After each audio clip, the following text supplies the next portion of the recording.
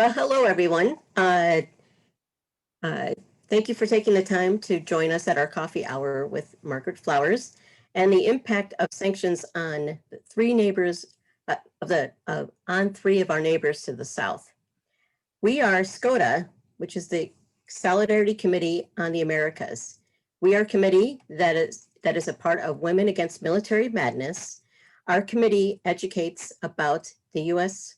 The U.S. role in foreign policy in the military and economic oppression, intervention throughout Latin America in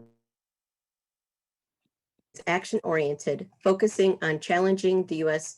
hegemonic policies in the region and supporting the rights of self-determination for all. SCOTA began planning educational coffee hours on Saturday mornings on a monthly basis in November of 2019. We will promote and participate in emergency demonstrations in response to the U.S. economic and military incursions in the Americas. We also work with many local and national organizations focusing on areas in the Americas.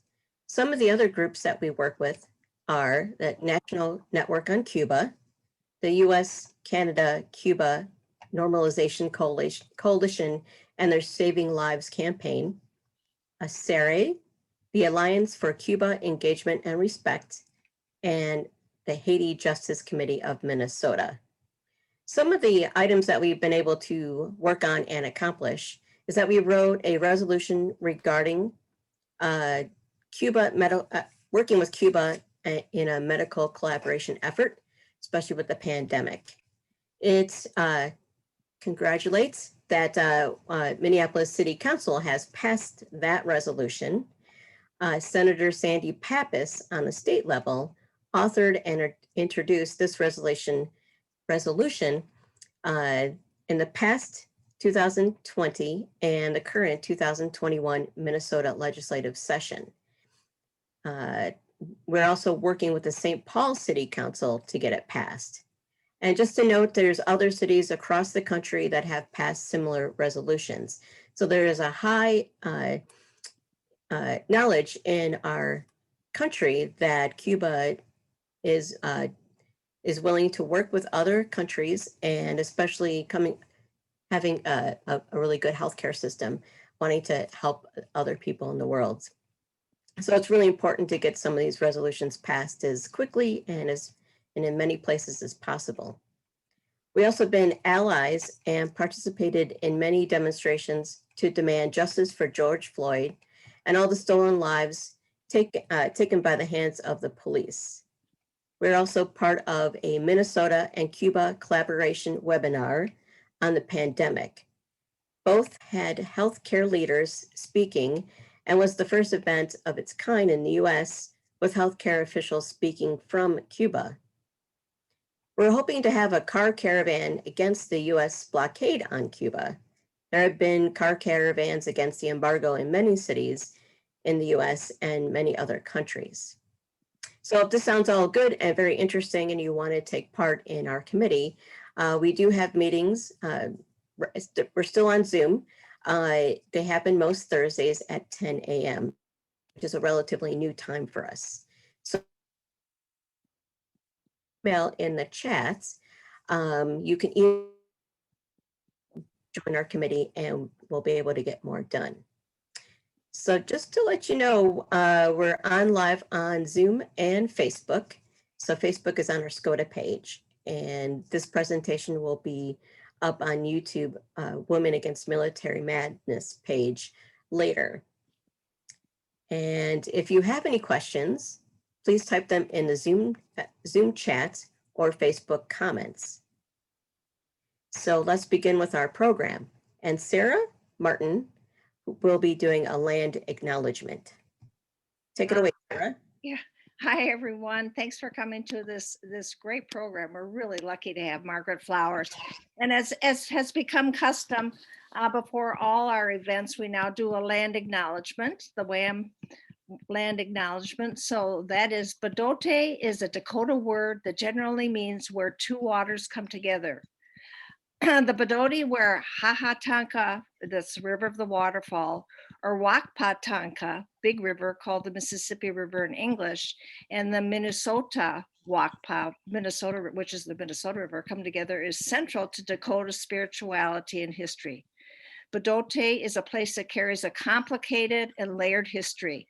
In the thousands of years, the Dakota people have been in relationship and kinship with the land here. And in the several hundred years since European settlers colonized the land that the state of Minnesota now occupies.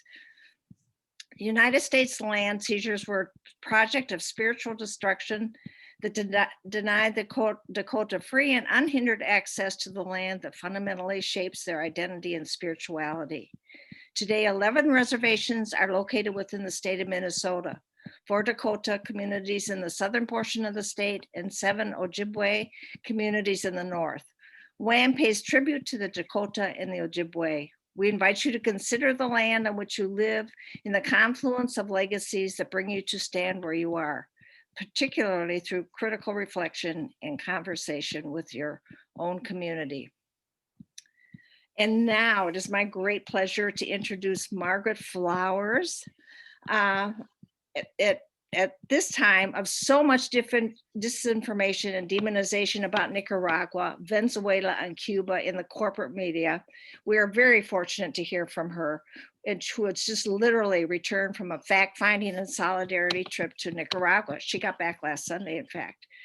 Margaret raises the meaning of activism to amazing and breathtaking levels with her commitment, energy, and effectiveness as a journalist and as both an anti-war and political activist. She began her activism, and you're going to know what I mean when you hear this. She began her activism in 2007 when she left her pediatric practice to advocate full-time for national improved Medicare for all single-payer health care. She had become increasingly frustrated with the health insurance industry's interference in her ability to give quality care to her patients. In that effort, she was arrested twice, bringing attention to the issue, once trying to deliver a letter to Obama at the White House, calling on him to support Medicare for all. She publishes Popular Resistance, a daily movement website that also organizes issue campaigns and participates in coalitions for economic, social, and environmental justice and peace. Popular Resistance hosts an online free school.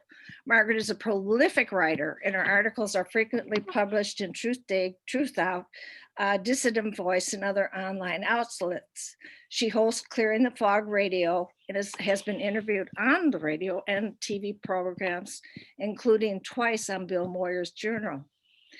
Margaret became active in the Green Party in Maryland in 2006 as a volunteer for the Senate campaign of Kevin Zeese, her late beloved partner. She became a leader in the party and ran herself for U.S. Senate in Maryland in the 2016 election. She received over 3% of the vote. And recently she served on the National Green Party Steering Committee.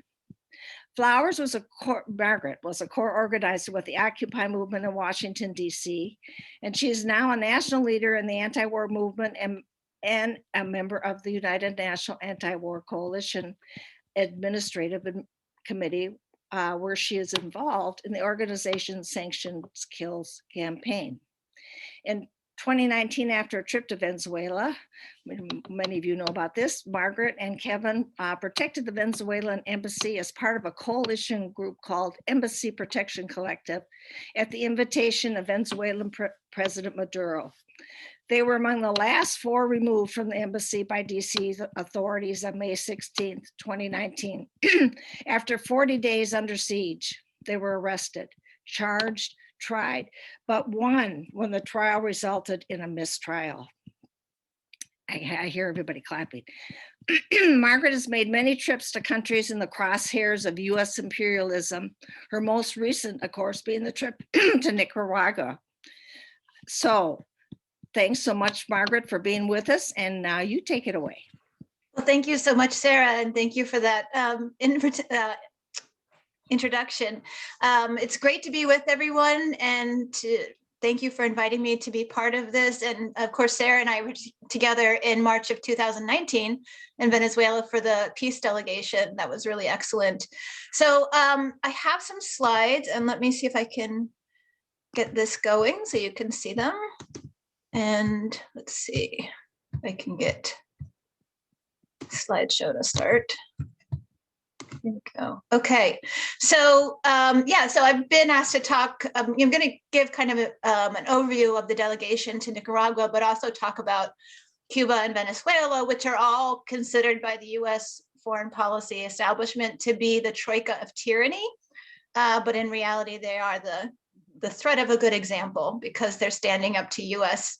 domination and going against the Monroe Doctrine. So the the delegation that we did to Nicaragua was March 13th to March 25th. And we stayed, our base was in Managua at this school that was initially with the Sandinistas, but now is run by the rural workers, the ATC, or Asociación de Trabajadores del Campo.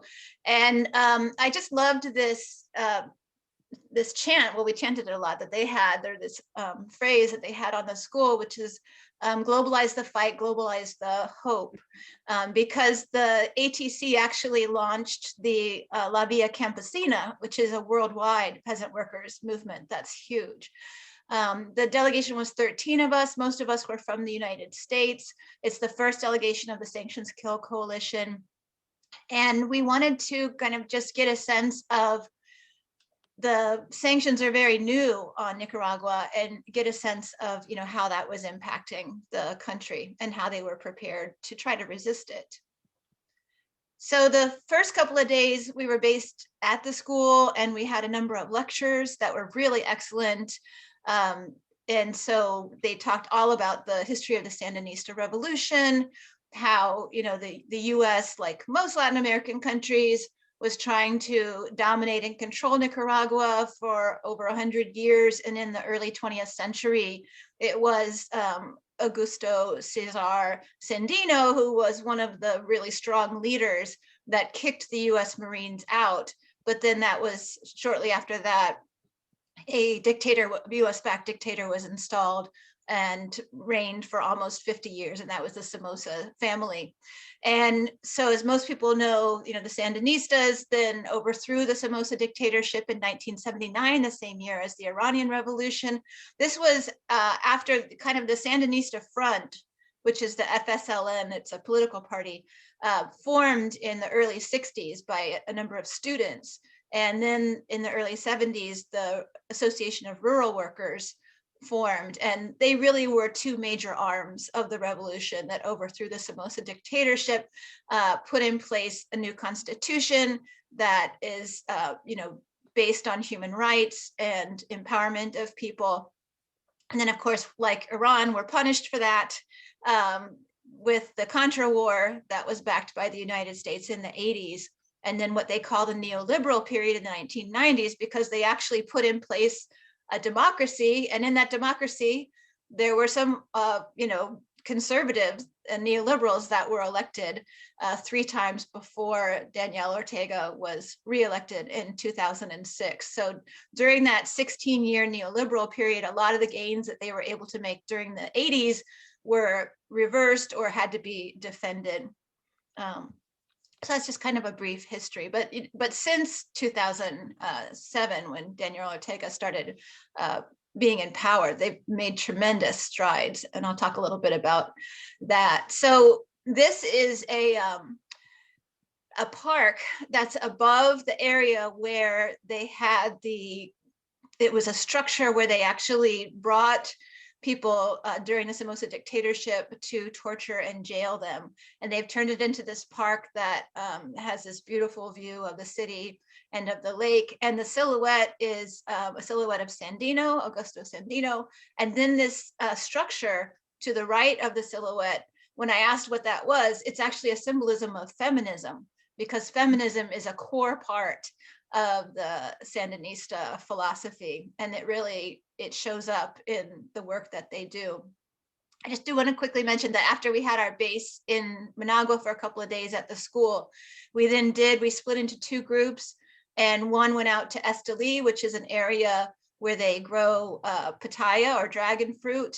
And the other group went up into the mountains. I was in the second group, and we went to stay with a family that in a community where they have a cooperative, and they grow coffee and cocoa and bananas and beans and other things like that. So we did homestays there, got to really see how they lived. And then we went to the Caribbean coast, which is half of Nicaragua basically is autonomous land. And I'll talk a little bit about that. It's indigenous and Afro descendant, and they've done some amazing work there. So we were able to visit a number of those indigenous and Afro descendant communities, which also have been really impacted by the hurricanes that happened last November. They had a Category 4 and a Category 5 hurricane 2 weeks apart. And now they were able to evacuate people, and there were no deaths at all, but there was really tremendous destruction of these coastal communities. So in terms of, I don't know if you can hopefully see the words, but basically in terms of the economy, Nicaragua has made fantastic gains. They have a basically small business economy. About 80% of their economy is individually owned or small businesses. They do a lot of work to empower small businesses. So people basically just go to their local stores as opposed to like, big chain stores like we have here. It's really community based, and their economy is actually growing, which is unusual during this period of the recession and the pandemic. They have a human right to healthcare there, and they have hospitals, clinics in all of the communities, and everything is free. In fact, all of us got sick when we were on the Caribbean coast, and including the people that were from Nicaragua that were traveling with us. And I got particularly sick, and they sent a doctor and a nurse to my hotel room who cared for me right there and gave me IV fluids and medicine, and everything was completely free. It was amazing and very humane.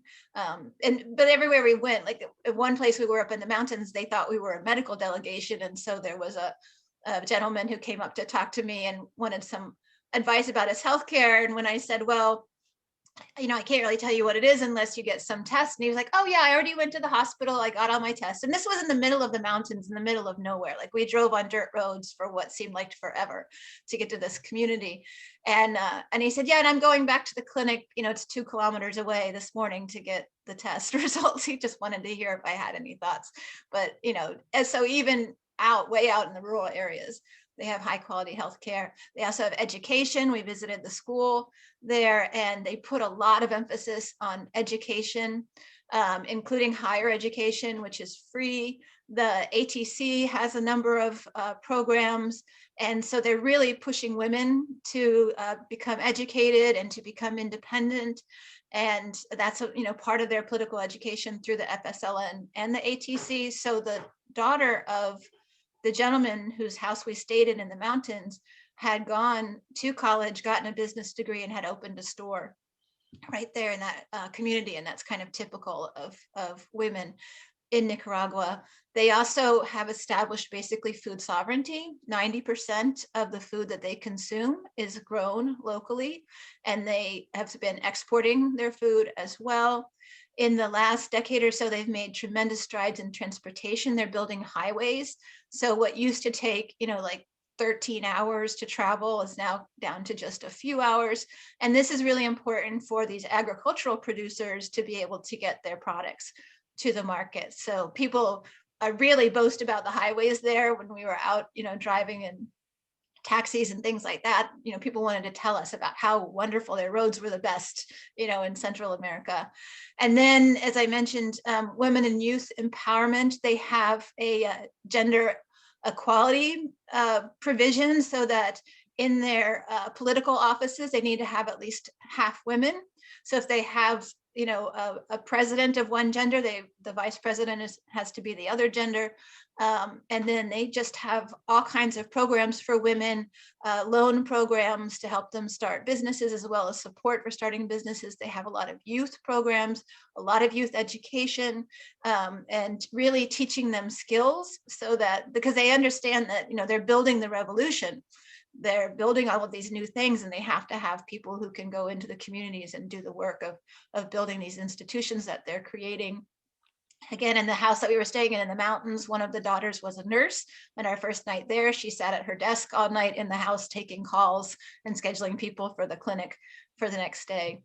And then in terms of their indigenous and Afro-descendant work, when we were out on the coast, so they have, over a period of 10 years, been negotiating with these communities, and any of the communities that wanted to have the title to their land, they were able to give them the title. Those communities have complete control over what happens on that land, including where agricultural land is, where land for living is, if non-Indigenous people can live there or not. The capital of the Northern Coastal Caribbean region, Bilwi, is on Indigenous land, and so they actually pay a tax, the city does, to the Indigenous community that owns that land. And then through their education system, they're doing tremendous work to, as they described it to us when we visited the university, to rescue the Indigenous knowledge.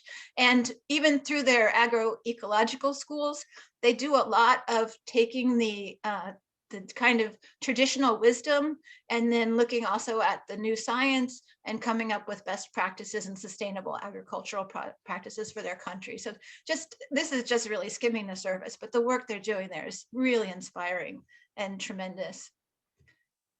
And for that, they're being punished by the United States. And this is a slide of a slide. This is a presentation that was given by Paul Oquist, who's someone from the United States, but he's been in Nicaragua for a while now, and he's actually has a formal position as an economic advisor to the president, Daniel Ortega. And he gave us an excellent talk on the economic coercive measures that the United States is imposing on Nicaragua. And really, this is a result of the US attempted a coup in 2018, in April of 2018, that lasted for several months. It was more destructive to the country than the COVID, the pandemic has been, because there were these blockades that the opposition forces, who were backed by the US, these very violent blockades that really shut the country down for a number of months.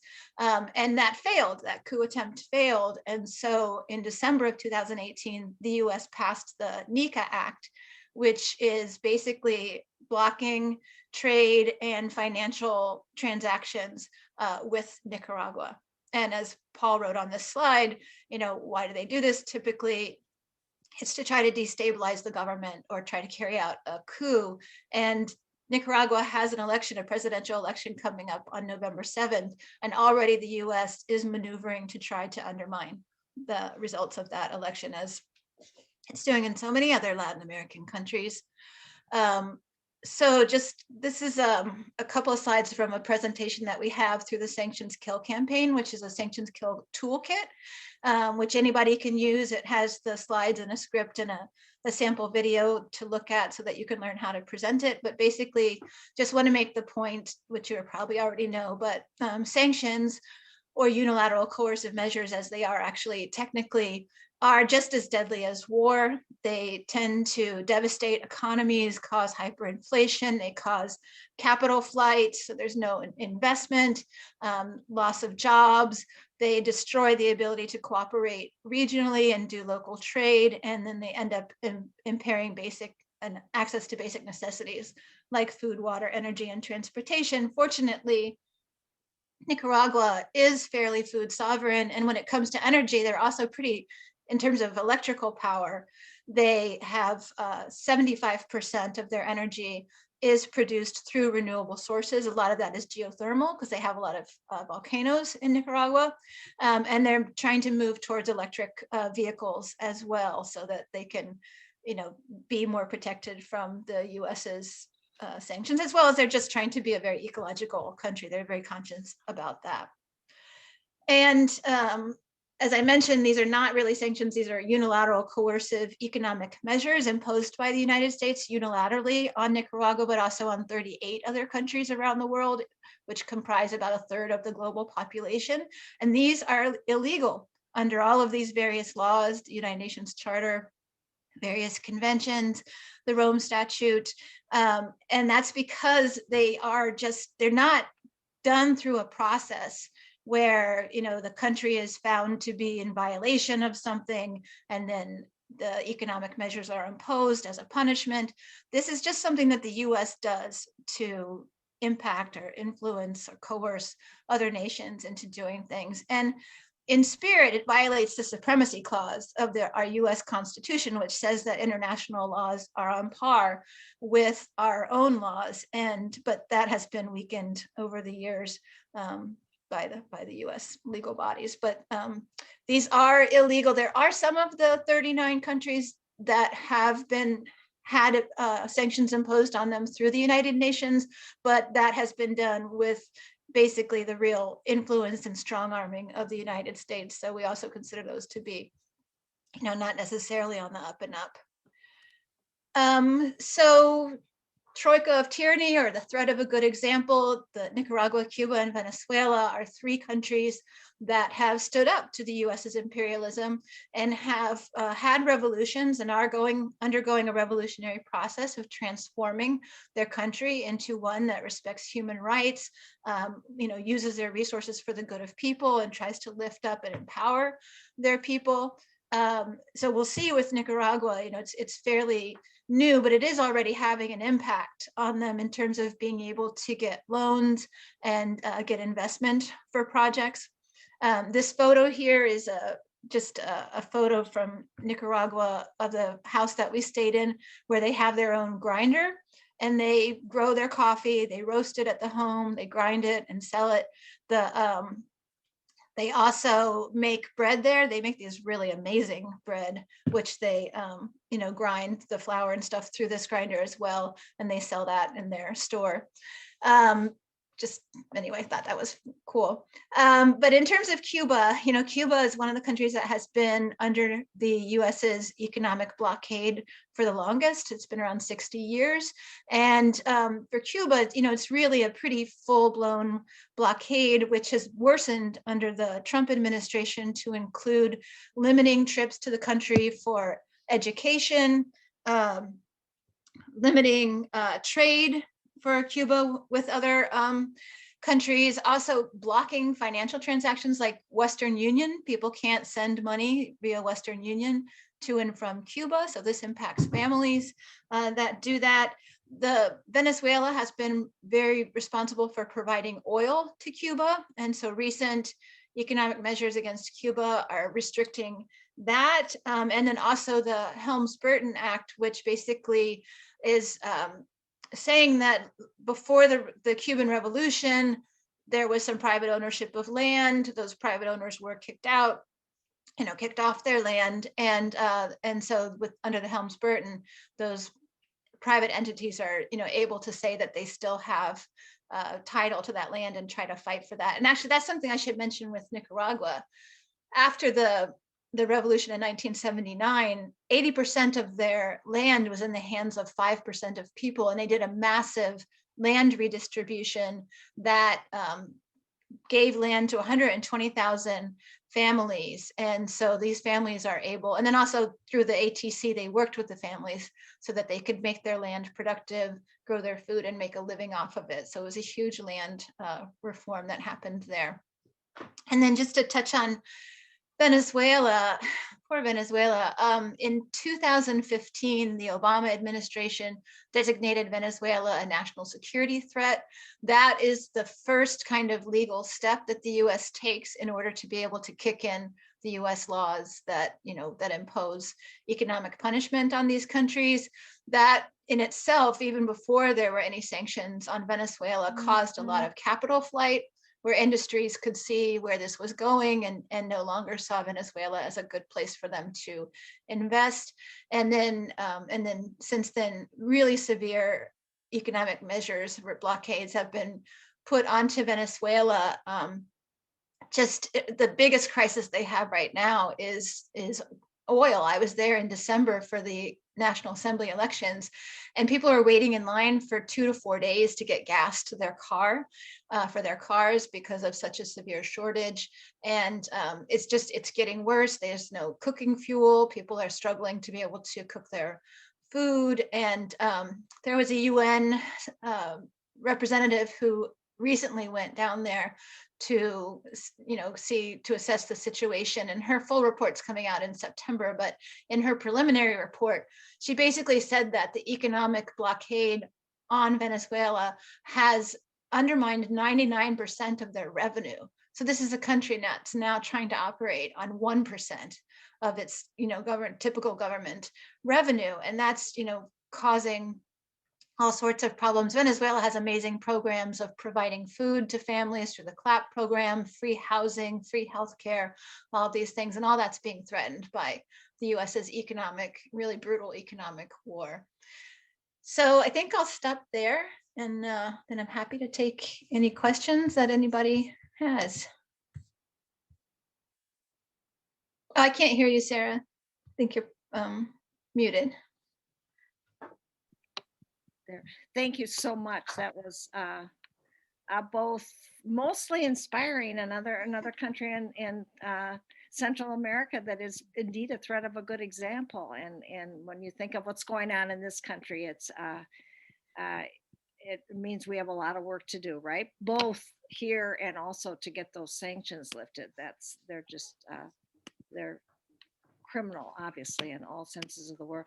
I will remind everybody to, if you have any questions, put them in the chat or on Facebook, and we will ask.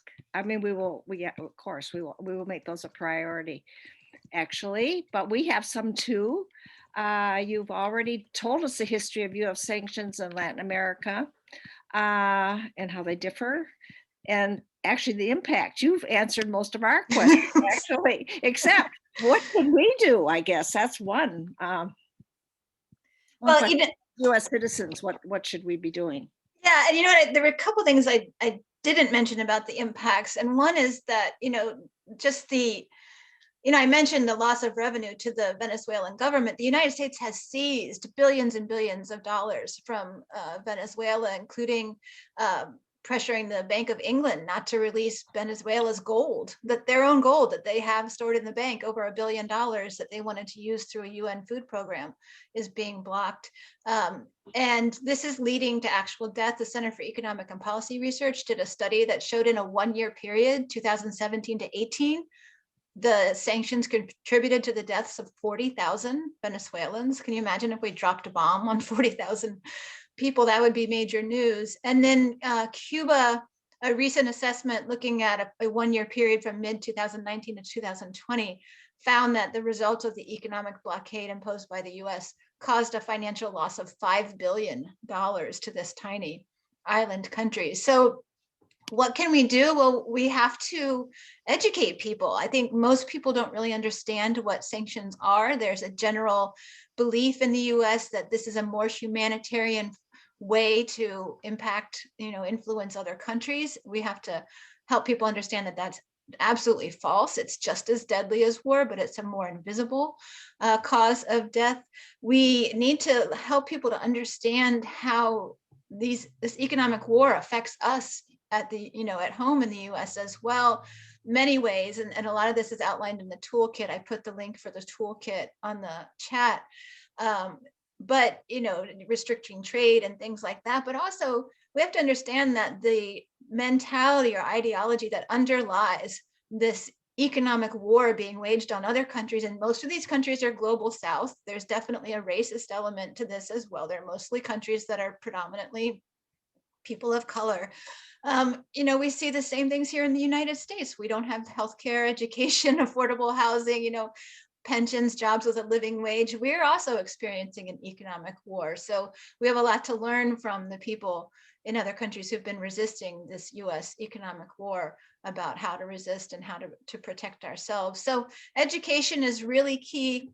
Right now, the Biden administration is apparently reviewing the US sanctions about whether they should lift some of them. And I think that this is an ideal time for us to be impacting our members of Congress as well as the White House to tell them. And we have a letter on the sanctionskill.org website that people can sign a petition calling on these illegal economic measures to be ended. And we just need to be really vocal. We're working on a people's report in response to the Biden administration doing this review of the economic sanctions, we don't expect them to, be honest about the actual impact that these are having and the fact that they're illegal. So we're doing our own people's report, which we hope that people will share around when that's done, to educate people as well. Thank you. Go ahead, Kim. All right, so we have a question from Facebook.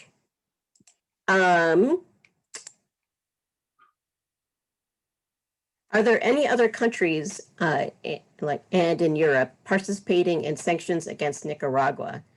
Are they being forced to participate in these sanctions by the US as well?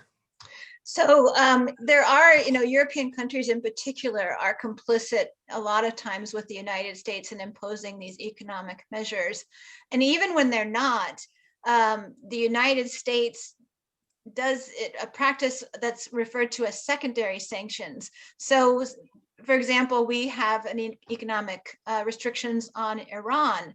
And so if another country does any business with Iran, then the US will then sanction that country for violating the US's sanctions on Iran, which, we just, act with impunity. Like, we have the ability to tell another country that they can't trade with another country. It's really outrageous, but that does really stifle a country's willingness, or an entity in a country's willingness to do any kind of transaction with a sanctioned country. So there definitely is complicity in this, but also in terms of Nicaragua, I have not heard of European countries participating in this, but that could be possible. I just haven't really investigated that question. It didn't come up while we were there in the country.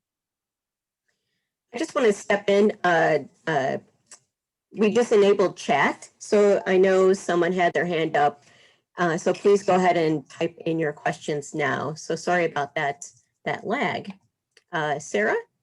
Yeah, you mentioned sanctions. I think just generally are the Biden administration's response to these sanctions. Is he also looking at sanctions on Venezuela, do you think? I know he is on Cuba, dragging his feet mightily, but what about Cuba? So the very first directive that the Biden administration did on January 21st, it's number 1, has a paragraph in there about reviewing the economic sanctions on all of the countries that the United States is impacting, with the lens of looking to see if they unduly hinder those countries' ability to respond to COVID-19.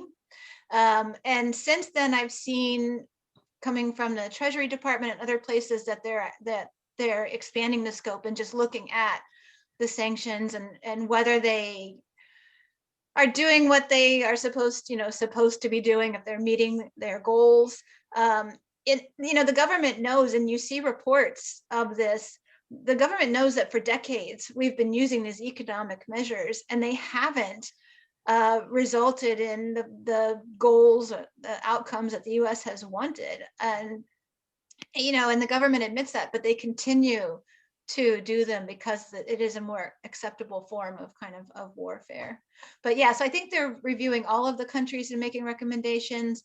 But again, it's not going to happen in a real positive way unless we push on the administration and Congress to really do something. And I think, there's a position of some organizations is trying to get Congress to review them and see if they're actually, doing what the country thinks they're supposed to do. I think we should, as a movement, we shouldn't restrict ourselves to that kind of an approach. These are illegal. Yeah, that's flat out. They violate international law, and we shouldn't be doing them, straight up. And I think that should be our position. How do Russia and China, how are they involved in the sanctions on these countries? That's a really good question. And in Iran as well. And so there is, what's it called? It's a group in the United Nations, and I think they call themselves the Group of Friends or something to that effect, that formed in 2019. And these are countries that are coming together to basically pressure the United Nations, because this coercive measures violate the United Nations charter to get the United Nations to do something to hold the US accountable for its actions. So that's a really great process. And I hope that more countries will join that. I think it's 29 or so right now. But Russia and China and Iran have been defying the US's sanctions. Russia has really partnered like with Venezuela and their oil projects. I mean, Iran has too. Iran has sent these tankers to Venezuela with the certain type of oil that Venezuela needs because its oil is really thick. So to refine it, it has to dilute it with another type of oil. And they used to get that from the United States, but now they can't. So Iran has sent tankers with that, as well as sending tankers of parts so they can repair their refineries to make sure that they're running. Russia has sent vaccines. It's provided intelligence and military help. And China, is also providing investment and help in particularly in Venezuela. But just recently, I think in the last week, Iran and China signed a whole slew of agreements that they're going to be working together. So, the world is the world is becoming a multipolar world. And, the US is just kind of like out of it's just like in la la land, thinking that we can continue to dominate this. What these economic measures are really doing is they're isolating us, because other countries are finding ways to do business not in dollars and to just kind of go around or defy what the United States is doing. So I think they're really weakening us on the global, kind of in the global world. So that kind of gives another reason why, another shining the light on the U.S. being so hard against China and Russia. There's always an underlining reason, not necessarily because they're trying to influence our elections. So, and most of what we hear about Russia and China, especially, both of them, are just flat out lies. But that's the United States changed its national security strategy from a war on terror to great power conflict. And Russia, China, and Iran are those major powers that the United States wants a conflict with. And in fact, we are basically in conflict. We're in a Cold War now, which could become a hot war. It's a dangerous time, really. So that leads into the next question. Do you know if there's any immigrants from Nicaragua coming to the U.S. border, and can you elaborate? And elaborating is like, because we know that they're being detained a lot, or the kids are being detained a lot, and is there more movement to, help them out? Yeah, Nicaragua is one country that really doesn't have people trying to come to the United States. And, like I said, they've done so much work to give people land. They're also, building housing, education, the food sovereignty. People are very proud of the project that they have going there and have good lives. And, frankly, I think in a lot of ways are better off than we are in the United States. They don't have student debt. They don't have health, medical debt and these kinds of things. So it's one country that really is not trying to come to the United States. So that just, before Sarah asks her next question, so that just kind of proves when we tell people, if you stop intervening in other countries and they have their own economic bases, there's no need for them to come here. So right. Yeah, look where people are coming from. Haiti, Honduras, these are countries that we've devastated. Mm-hmm. Yeah. Given the comprehensive health care infrastructure in Nicaragua, what is the situation, right? COVID-19, and we know Cuba, we've talked about that, but also Venezuela. How are those countries dealing with it, and what is the incidence? And yeah, well, not surprising, Cuba, Venezuela, and Nicaragua are handling it, the best of the countries in Latin America. In Nicaragua, particularly, it was amazing because it's almost non-existent there. They started taking action a month before their first case. They have, an excellent healthcare system. They mobilized 98,000 volunteers to go door to door, talk to people, make sure they understood about the virus, how to protect themselves. They never made mask wearing mandatory, but everybody pretty much wears masks when they're outside, and you can't, all the stores have signs asking you to wear a mask, and people respect that there because there's so much respect for the government. Everyone we talk to is like, Commandante Danielle tells us to do something, we will do it, or we know that, we don't have to worry about this until the Commandante tells us we have to worry about it, and then we'll take action. It's just such a different spirit there. So they have, as a country of about 6 million people, which is similar population to my state of Maryland, since the beginning of the pandemic, they have less than 7,000 cases total and under 200 deaths. My state has right now, well, we're starting to tick up again because the governor, loosened the restrictions. But we were in kind of our stable period after the last surge, having about 7,000 cases a week. And they've had 7,000, not, under 7,000 since the beginning. So they're handling it, I think, really well there. And they also were really good at testing people at the borders, trying to prevent it from coming in. Cuba, they've done, amazing work there, and especially on the research front of medications and vaccines, and their mission, the Henry Reeves Brigade, they've gone all over the world providing assistance.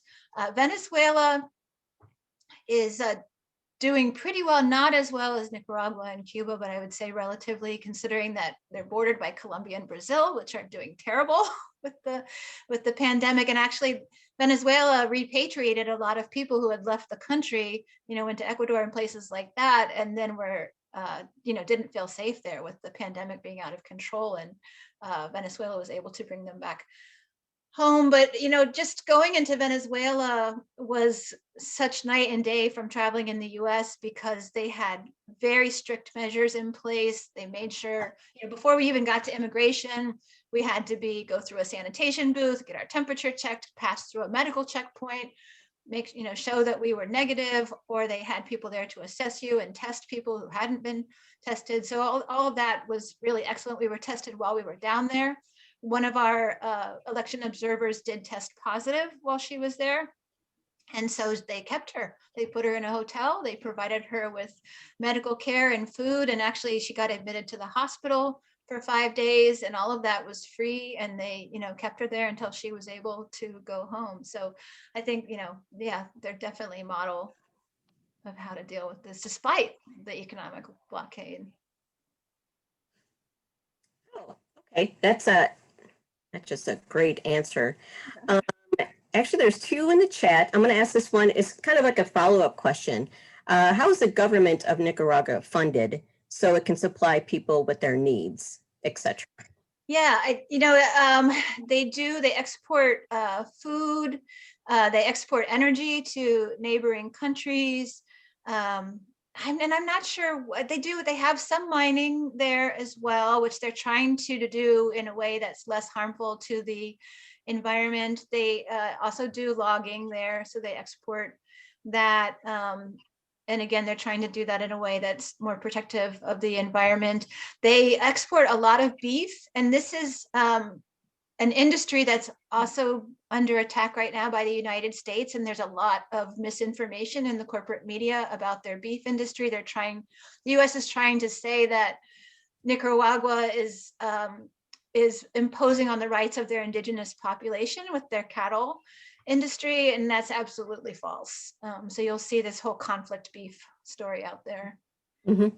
And also tourism. They have a lot of tourism. It's a beautiful, we did go to one of the Caribbean islands for 2 days, which was great. We were all sick. It was a nice place to recover, but it was beautiful and not expensive. I highly recommend going to Nicaragua. Okay, another one. What would you like to see from Generation Z women? What can we do in terms of activism? This is from a young woman, obviously. Feeling frustrated with lack of anti-war activism from my generation. No anti-war orgs at my college. Well, you might want to join Youth Against Empire, which is it's a fairly new group that started under the United National Anti-War Coalition. Yeah. And actually, one of the leaders of it, Autumn Lake, lives in St. Paul or Minneapolis. I can't remember which. I think St. Paul. Yeah, you all may know Autumn. She's amazing. They're doing really solid work. They do a number of webinars, and we're trying to connect more and more youth from Venezuela, from Nicaragua with youth in the US. Just one of the topics that came up over and over on our Nicaragua trip was revolutionary discipline and how important, revolutions don't just happen. And it's not like you overthrow the government and now everything is beautiful. That's constant work, constant defense of the gains that you have made. And people in Nicaragua, they are disciplined. They work very hard at this. And I think that's something that we need to work on a little more in the US. Not all of us, I think, in this group are probably pretty hard working towards peace. But yeah, check out Youth Against Empire and just get involved in that. And, a lot of it is just planting seeds, talking to people. A lot of people just aren't aware. And even if you don't change, I don't insist on changing someone's mind. Every conversation, I think of it as planting a seed. You never know what experience they're going to have next, that suddenly they start to connect the dots and figure things out. And whoever that is that asked the question, go ahead and get in touch with us and we'll get you in touch with Autumn. So we can get you going right away. Yeah, and go down, visit these countries. And they have, internships and things like that. Actually, the woman who coordinated our trip with Friends of the ATC is from the US and has been living down there since 2015. I think, are there any more questions? We're getting close to the end of our hour. So do we have any more questions in the chat or anything else you want to say, Margaret, to kind of wrap up? Well, someone's asking about women's groups that WAM could connect with. Okay. And I could definitely connect you through our contacts down there. The wife of our government representative was just amazing, and she was like, I'm not just his wife. I'm, she's also very involved and powerful person and does a lot of projects. Also the woman who basically hosted us when we were in Jinotega, when we went up into the mountains. She's a powerful force as well. There's a lot of groups down there, a lot of great people. So yeah, if you want to be connected, just send me an email and then I can introduce you to the folks down there. Anything else you'd like to say as we close out? Just in terms of the upcoming presidential election, well, two things. One is the 42nd anniversary of the Sandinista Revolution is July 19th of this year. And last year, because of the pandemic, they didn't allow anybody from the outside to come down. But this year they are allowing foreign visitors for that. And they're really encouraging people to come. It's going to be a huge celebration, and they really want people to see the gains that they've made. So July 19th is a great time to go down. And then the elections coming up in November. The United States, NED is investing tremendous amounts of money in Nicaragua to these groups to try to undermine the work that's being done now down there, all in the name of democracy. And we're expecting interference in the election and in the, coming up to the election in November. So we're starting to talk about maybe doing a delegation prior to that, or trying to get people down there as international observers. But if you see something in the corporate media about Nicaragua that's portraying it in a way, it's like Venezuela and Cuba. It's a highly democratic country. It's a high respect for human rights and empowerment of youth and women. And so all the stuff that we hear in the media, corporate media, is false, but it's going to intensify as we get closer to the election. So we do have a really important opportunity or responsibility to get the facts and to dispel that. One website that's really good down there is Tortilla con Sal. So it's like tortilla with salt, and Stephen Sefton runs that. But of course, at Popular Resistance, we'll also be publishing information that people can find there. And I've done a couple of newsletters about Nicaragua, if you want to check those out on Popular Resistance, as well as a radio program that I taped while I was down there that you can listen to. Con Sal without a Z, just Tortilla con Sal. Okay. With no Z on the end. I'll do that again. Yeah. Kim, well, Well, we really appreciate you spending some time with us and giving us a eyewitness account of what's happening in Nicaragua, because the U.S. government would surely not tell that version of the story. And it's kind of like the same old business, nothing's really changed. So it's really good for folks that are here on Zoom and in Facebook, and for the young folks that wanted to change policy. So I think that's really good. I'm glad you're able to come and join us and explain your trip. And so let's hope we can win solidarity, be in solidarity with the folks south of us, and continue. Sarah, if you have anything, or should we? yeah, I was just going to say that. Thank you so much, first of all, Margaret, this is her first report back from after her trip. So it just such important information, and it'll gear us up. I mean, we're already geared up, obviously, but further inspire us. And I think it's always wonderful to hear the gains of these countries. As I said before, it's just, we know they've been demonized, and we know that the US is after them for some reason, but to hear the specifics, I guess it's no wonder the US is after them, because those are not the priorities of our country. So some of you came on kind of late, and I know people couldn't get on to this, or weren't able to come this morning. So be sure, everybody, to share it off of YouTube and Facebook. And oftentimes we have many, many, many more people being able to take advantage of this incredible report back that Margaret provided. So I think we just have some announcements, right? Coming up. Do you have those, Kim? Yeah, we do. Yeah. So some upcoming events, there's a whole list. Should always go to the WAM calendar, and I can quickly put that in the chat too. So Earth Day, here, let me just quickly put this in the chat. We also have vigils Wednesdays and Fridays, if I'm not missing any, but you can definitely click on our calendar to check them out. An upcoming event brought to you by the Climate Justice Committee is Saturday, April 17th, starting at 1 o'clock at the state capitol. It'll be Earth Day 2021. We demand climate justice now. And our famous celebration of International Workers' Day. This year, it'll be on a Saturday on May 1st. We'll be joining a bunch of other groups and folks at Lake and Nicollet. It's the old Kmart lot, so people are familiar with that.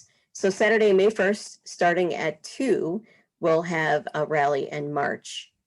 And WAM has an annual fundraiser. It's our Walk Against Weapons. This year, it'll be on Saturday, June 5th, starting at 10:30 at Lake Nokomis Beach. And for more information, and if you want to join a team, go ahead and click the link and find out more information.